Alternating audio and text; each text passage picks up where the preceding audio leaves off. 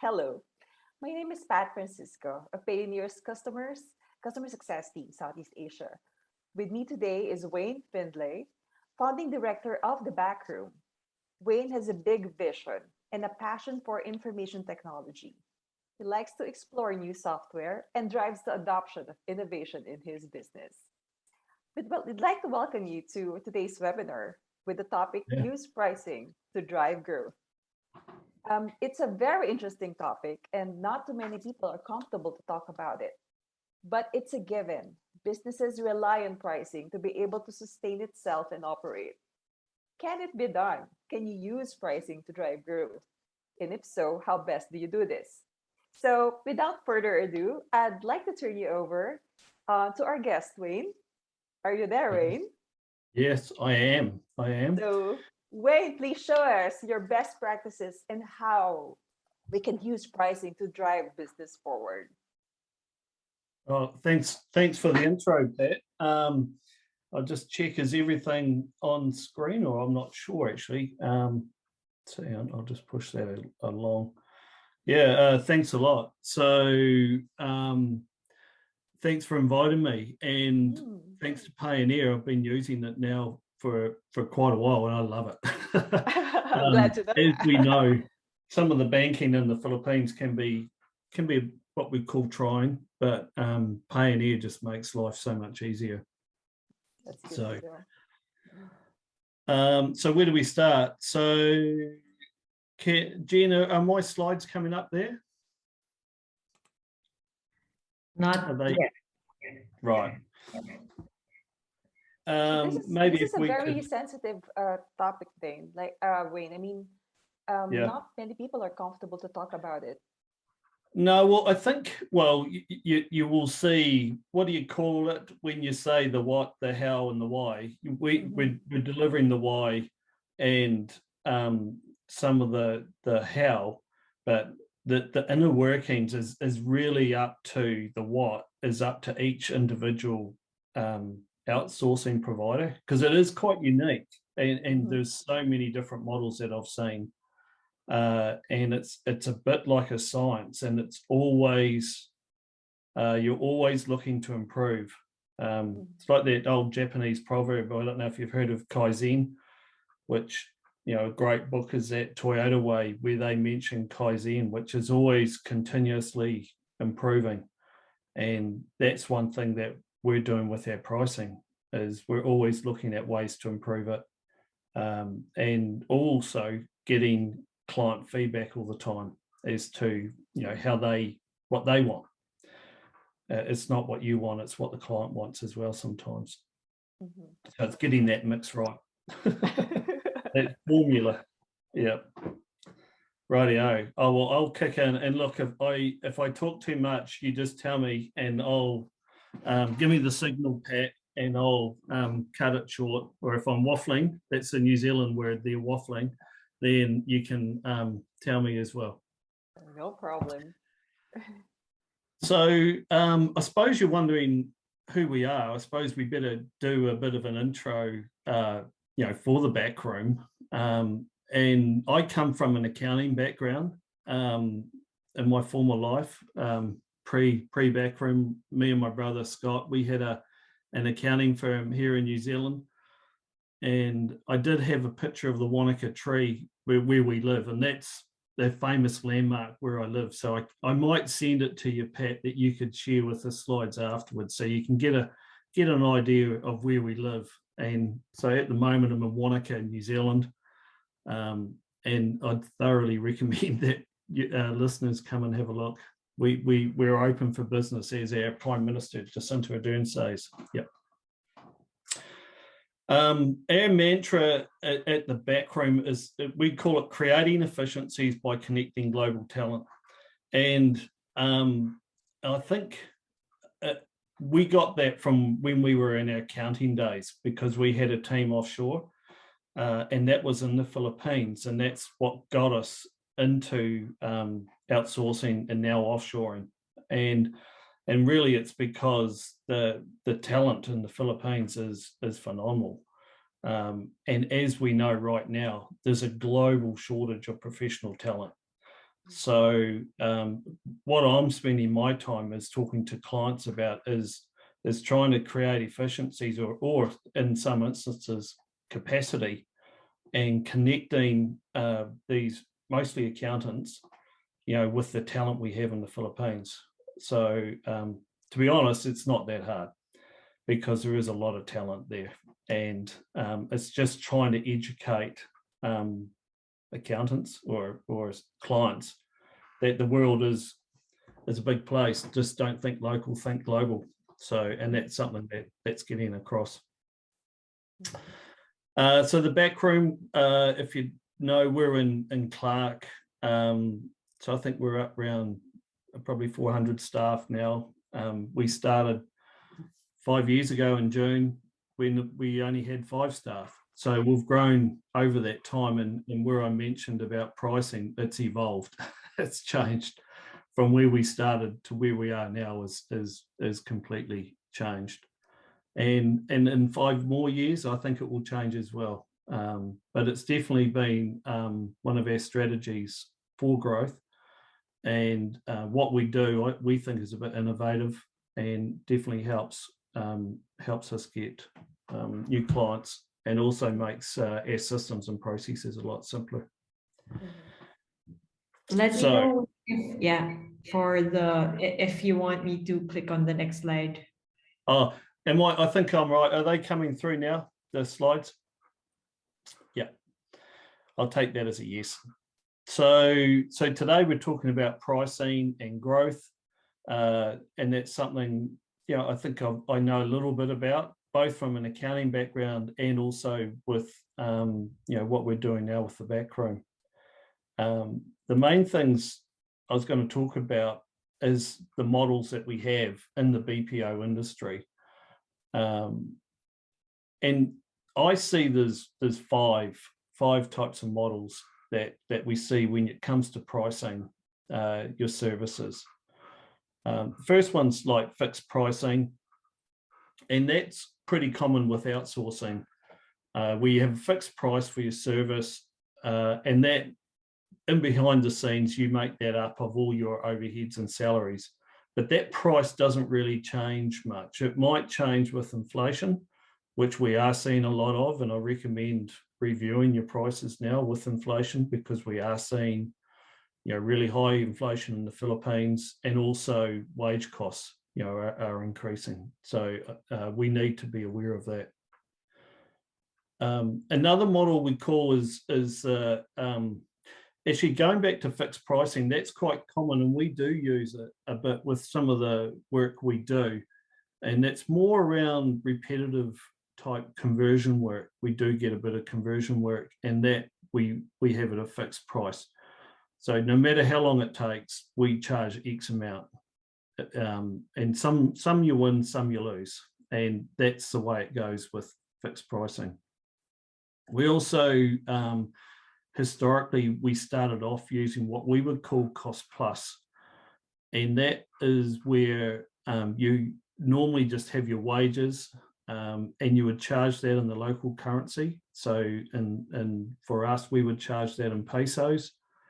And then on top of that, we would have our fee, which is our BPO fee, and that would be in the local currency. So in New Zealand, we have a New Zealand company, so it would be a mixture of peso for wages and BPO fee and NZD, and also we have a US company, so we would charge that in USD. It's a pretty safe model in that if wages go up, then the client's cost goes up, and sometimes you'll increase your BPO fee, and you would normally disclose that so they can see the combination of the two. I see it as a pretty safe way to go, but there was a lot of background work in getting and showing the client, and also explaining to the client about the wage system in the Philippines. And as we know, that can be quite complicated. There are so many allowances. You have this lovely thing called a 13th month. There's accrued leave. And then, what happens when you have someone that goes on maternity leave? It does cause a lot of confusion. And I found the clients were a wee bit confused over it and didn't like it as much. It takes a bit of getting used to.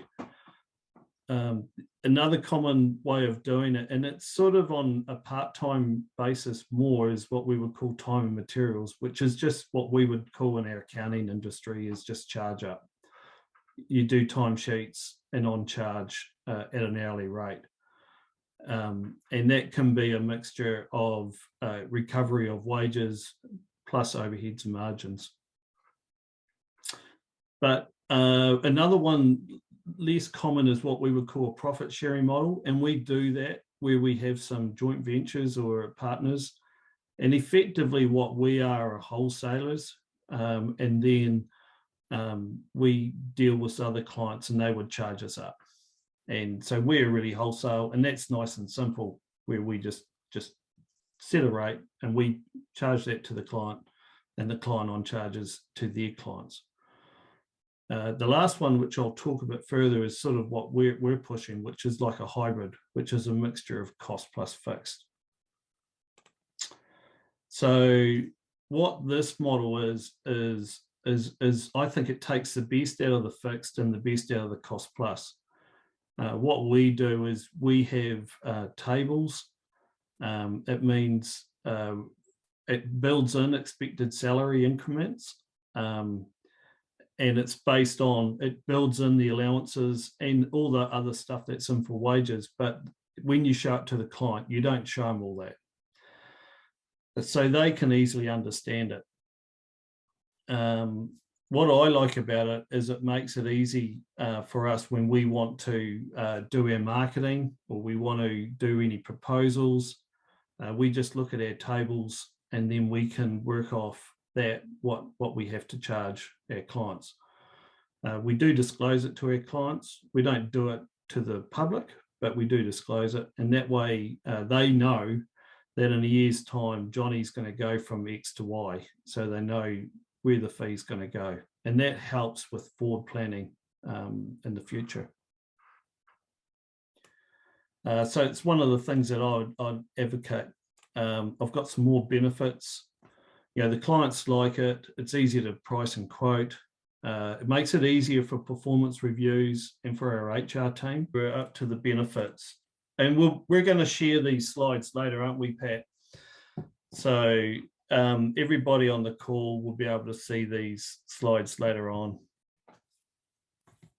So this hybrid model, it's great for our HR team as far as planning for salary reviews.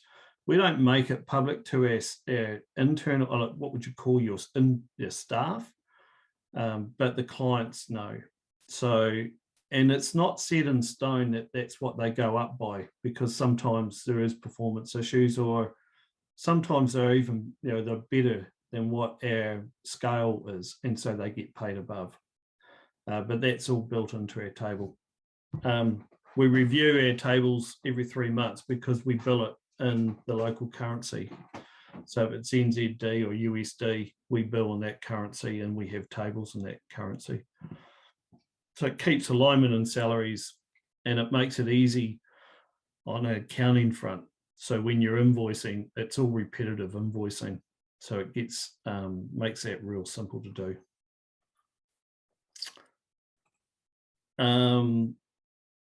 So what else can you price for? And being an accountant, you know, you need to look at everything that you're doing. So we charge for training. I've been talking too much. So make sure if you're doing training, make the invisible visible.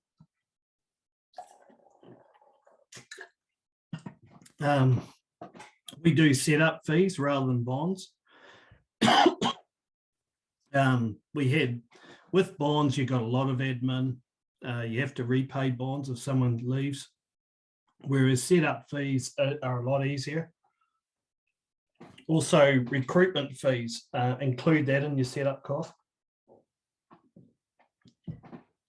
And also, we do separately referral fees and sign-on fees.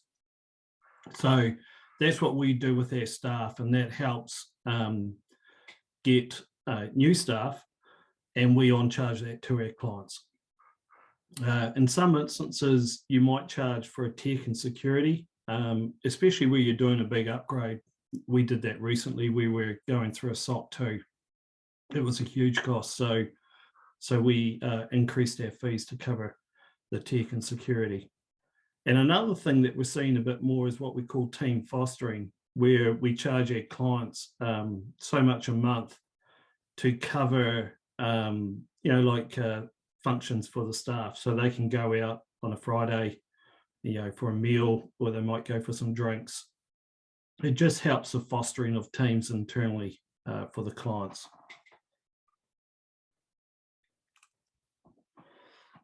Some of the tools that we use for pricing, like I'm an accountant, and we're big Xero people, which is New Zealand software, but it is global. So we love Xero from an accounting perspective. Our tables and that are all in spreadsheets.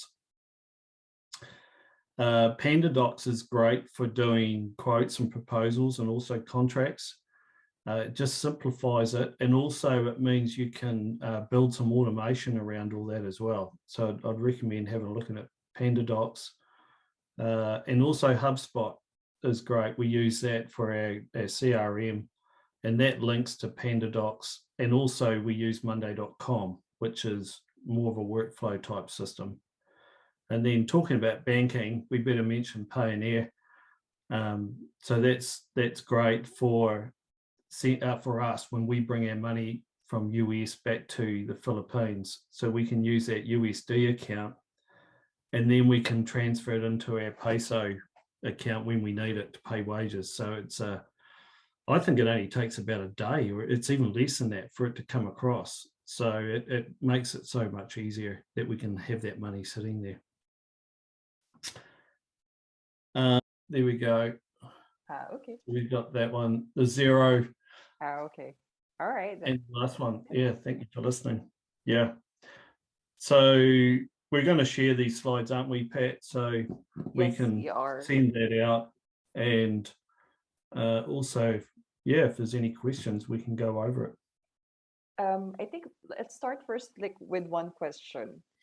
Like, when you meet a client, when the client comes to you, how do you know which pricing to best propose? Like, you have all these models. How do you gauge? Typically, the clients we deal with are accountants, and they'll be going for full-time staff, or we call it offshoring. So it's like setting up an offshore team. So we would use our hybrid pricing for that. And that's what we would use probably 95% of the time, Pat, is we would use our hybrid pricing, our tables. And we disclose that to the client so they can see what those costs will be up front. So do they go for it immediately right away, or do they try to propose another pricing model? No, quite often, because on our call, let's call it a sales call, we would share a screen, probably better than what I've done today. And we would bring our table up. So typically we would talk to a client, and we're talking about getting staff and what sort of role they're fulfilling.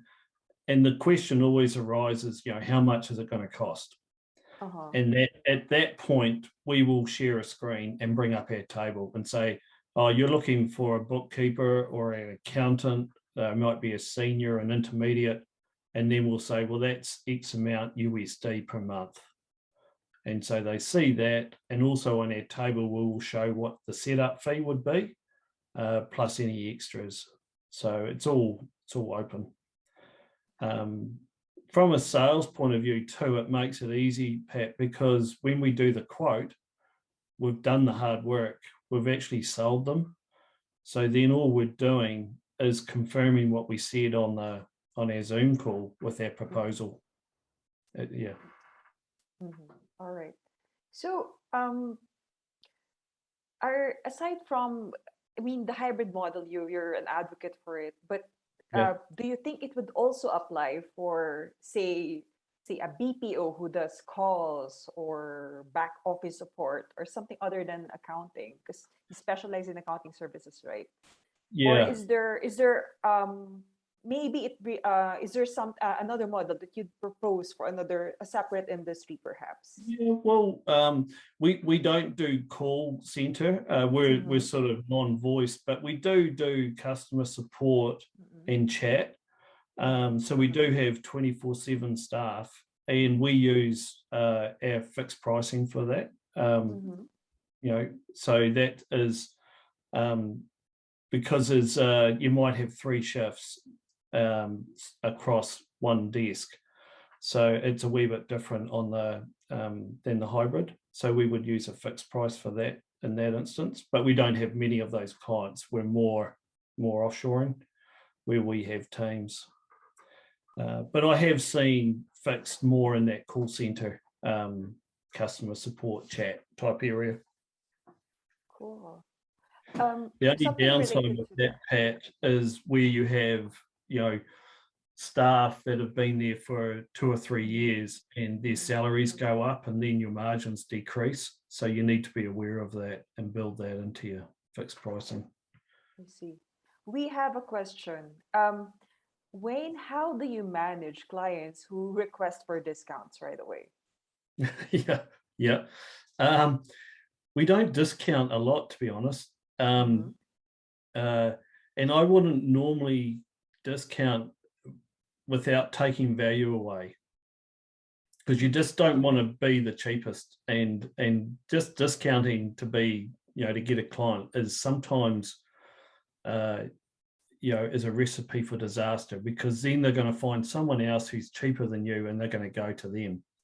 So we hardly ever discount, to be honest, Pat.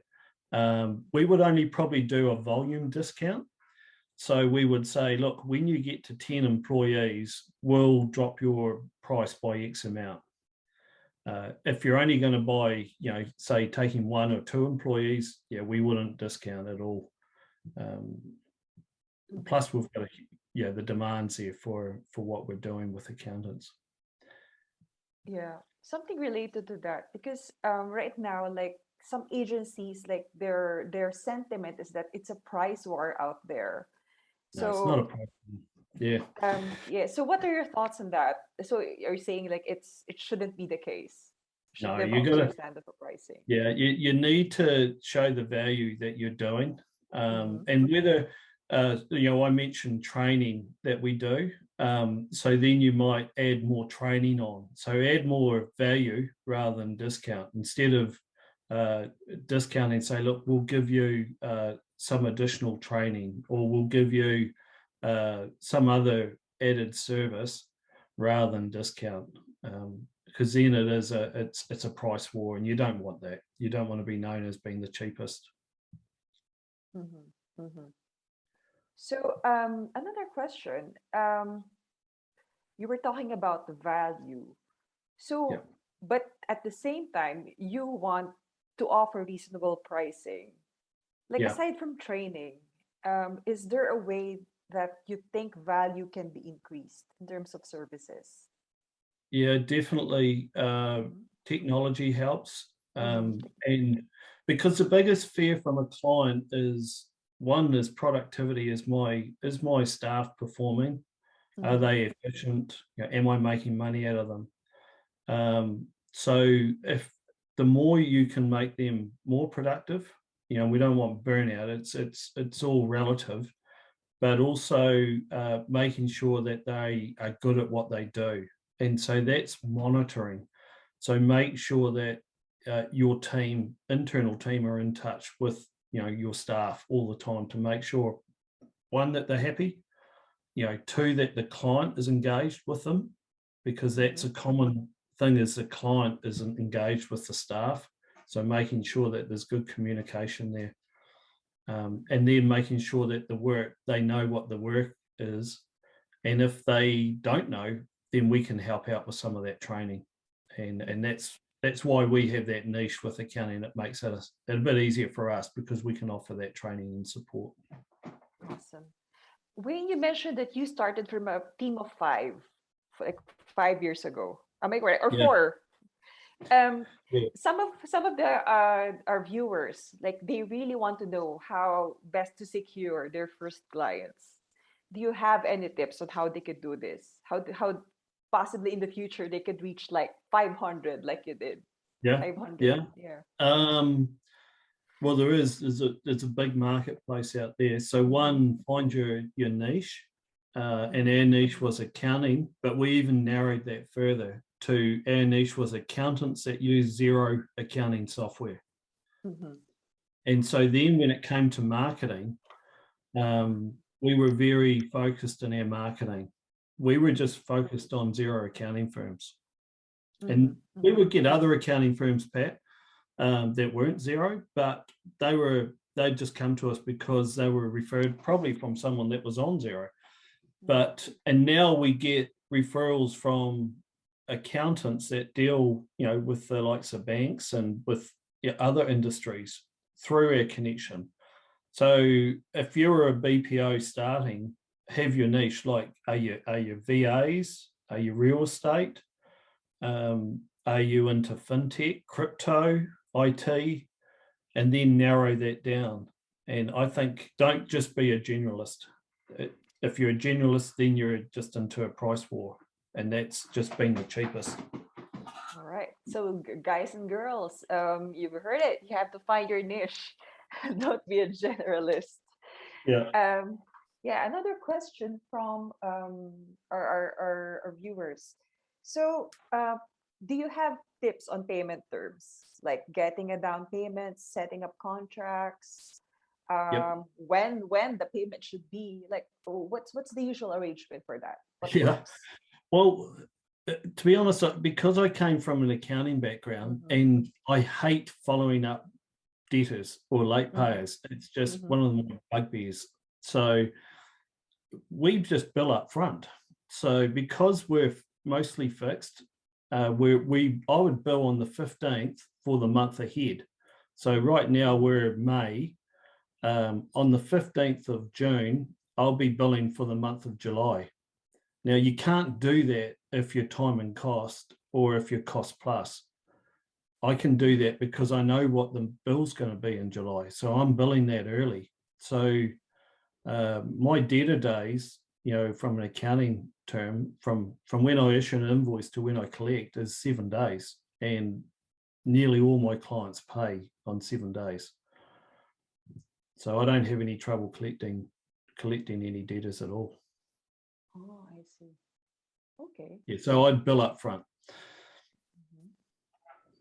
Mhm. and we set that out in a contract. It's quite clear, and we're rigorous. I mean, rigorous for people that are late. We're onto them. So we're educating our clients as well that they can't be late. And then we make it easy for them to pay. Mhm. So they can pay, direct into our bank account. They can pay, we have what we call direct debit in New Zealand, where we can direct debit out of their bank account. We have Stripe, so they can pay through credit card. So we just make it easy to pay. Mhm. So, Wayne, do you keep tab of the pricing in the market? Yeah, I do. Mhm. I see, the competition, and I Mhm. see, other, industries, what they're charging. Yeah. Mhm. So you keep tabs of that, Mhm. but at the same time, I'm not, and I don't try to be the cheapest. Um, uh, I think because what we add is what we bundle into what we do, we're different to a lot of other people. So we can add real value. And, Mhm. our retention rate with clients and also our retention rate with staff is like, really high. It's sort of close to 90%. So we don't have any issues. We don't really, would we lose a client? And really, staff go. It's mainly around, probably working from home or location or something along that lines. So, in when you were starting with four, and then you grew your business to 500, like, We're What not was the most? 500 yet, Pat. We'll be there. Maybe give us a couple months, all right? I have golden tongue, so yeah, you'll get to 500. I'll tell um, you. I'll shout you a coffee when we get to 500. Yeah. so what's could you tell us like the biggest challenge you faced, the hurdle that you faced getting to this point Well, we from had being COVID there poor? for a couple of years. that Okay. was that was quite challenging because I was stuck in New Zealand. I couldn't go to the Philippines. Mm-hmm. Um, but I think in some ways COVID actually helped our industry. It's sad to say, but it did make people realise that the world is a lot bigger and that you can jump on Zoom like this and do business. So it definitely helped, but it did have its pitfalls as well. It's growth it costs money, growth. Mm-hmm. So you're always fitting out buildings, you're always buying computers, you're training staff. So growth is a cost. It does cost you money. So you need to be aware of that and budget for it. Mm-hmm. Um, so are you saying that COVID impacted the business negatively, or is it something that later proved the beneficial? I think Everything. it was a double-edged sword there, Mhm. Pat. There was some good things and bad things with it. So there was definitely working from home. Mhm. In the Philippines has its challenges. With internet and power and working conditions. All the rest. So that is hard to do sometimes, and especially when you have at that time 300 or 400 staff out working from home logistically, that's quite hard to do. Mhm. Our IT team would just run off their feet, but from a sales point of view, I think it definitely helped because clients became more aware. They couldn't get staff in their own country. They were working remotely, say in the US. So why not just go further afield to the Philippines? So it wasn't such a big jump for them. So I think that helped. So Wayne, like we'll be storing this video and sharing it in one of our vlog channels. At some point, a freelance or an agency starting out will want some tips. Will come across this Yeah. material. So aside from finding your niche and really establishing yourself, don't be a generalist. Are there other like tips, like best practices you've learned over the years that you'd like them to just do? Yeah, I think we have values that we adhere to. So I think it's find your why. If you Mhm. ever read the old Simon Sinek book, find your why. Mhm. One of the things that we focus on a lot is communication, Mhm. making sure that you communicate with your staff, with your team, and Mhm. also with your clients and your clients and your staff. That's really important. So communication is key, and making sure you have all those avenues open to make it easy to communicate. Mhm. Um, I'm big on IT, so I think IT and good systems help. So even though you're starting from scratch, look at systems for everything. And Mhm. then when you build your systems, you can scale. You can't scale if you haven't got systems. It's just going to be haphazard. So have good processes and systems in place and use IT or technology where you can. Yeah, because some people they're of course learning is always an adjustment. Like you're Yeah. scared of technology at one point, right? Well, labor can be quite inexpensive in the Philippines. So the temptation is just to hire more labor to do your internal systems and processes. But sometimes you're better off to invest in software to do that.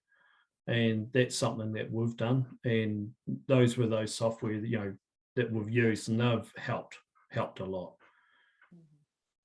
All right. So that's it, girls and girls. Wayne, thank you so Yeah. much for the time. It's actually I picked up a lot from that. Like find your niche. Like don't be scared of technology. Just go for it, right? Yeah. It's been a pleasure. Thank you everyone for your time in this webinar, and I hope you picked up a lot like I did.